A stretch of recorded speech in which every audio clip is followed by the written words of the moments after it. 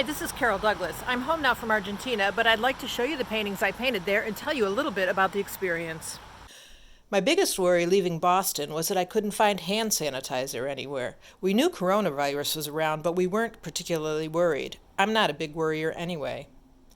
The Argentines collected a health dossier for each passenger while we were still in the air. They staged us in through customs so we weren't mixed with passengers from Europe. Some people were pulled aside for extra surveillance, but it was no big deal. 24 hours later, the Argentines cracked down. They closed down their country and subjected all Americans to mandatory quarantine. Eventually, that came to mean complete lockdown. We ended up in an osteria north of El Chaltén, a tiny town within Los Glaciares National Park.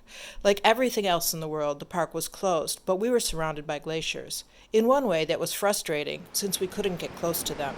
But the people who run the hosteria managed to feed and house us for 14 days, when they'd only expected to have us for 2 nights. Control was maintained by the military at armed checkpoints. Soldiers visited hostels to make sure quarantine was being observed. One day we went for a hike up a narrow valley. Our first destination was a refugia 2 hours up the pass. It was occupied by 4 young Argentines, intent on riding out the virus in the solitude of Patagonia. "You don't belong here," they said. "Go home." To complicate matters, we were all getting sick, not with coronavirus, but with traveler's diarrhea. Some of us spiked temps, and all of us had headaches. Still, having nothing else to do, we continued to paint, took photos, and washed our clothes by hand. But by the last day, I could no longer stand to paint. I was so sick. My last painting remains unfinished. On March 18th, Argentina closed down all internal flights. We were well and truly stuck. It didn't matter anyways. Even if we could get to Buenos Aires, we couldn't get home. Meanwhile, the U.S. State Department was telling us we had to leave. It was getting colder in Patagonia. The first snow appeared on the mountains. The hosteria is not meant for 4-season occupation.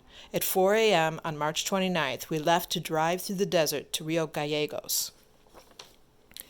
The soldiers carefully scrutinized our papers, calling each of us by name to verify our identities. I speak no Spanish, so I memorized the phrase, "Lo siento, no hablo español."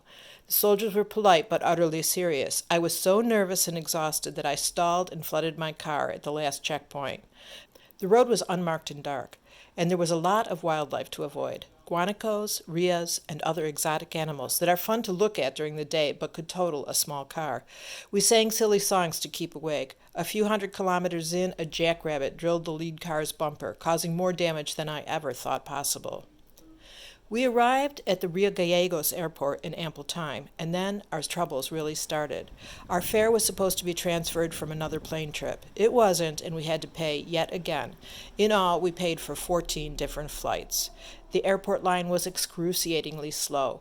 There were 10 of us. Each transaction was taking more than 10 minutes, and our plane was launching in 90 minutes. There was no way we were all going to make it on that last plane out of Patagonia, and my husband and I were the last in line.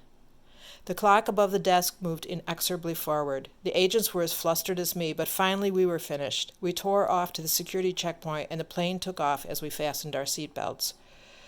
Any thought that we would mooch around the airport in Buenos Aires looking for a flight was immediately quashed. We were ordered to leave the building by a soldier. We were stuck for 7 days in a hotel with no services and with armed guards at the door. We could leave to walk 1 block to the supermercado or pharmacy. Anything other than that, and we'd be arrested. The end of our trip was almost anticlimactic. Nobody stopped us as we headed for the international airport. We landed in Miami at midnight and with a rented van drove to Tampa. The next morning we flew to Manchester, New Hampshire, rented a car, and headed home. However, it would take 2 more months to have my gastric problems diagnosed as Giardia, or good old beaver fever.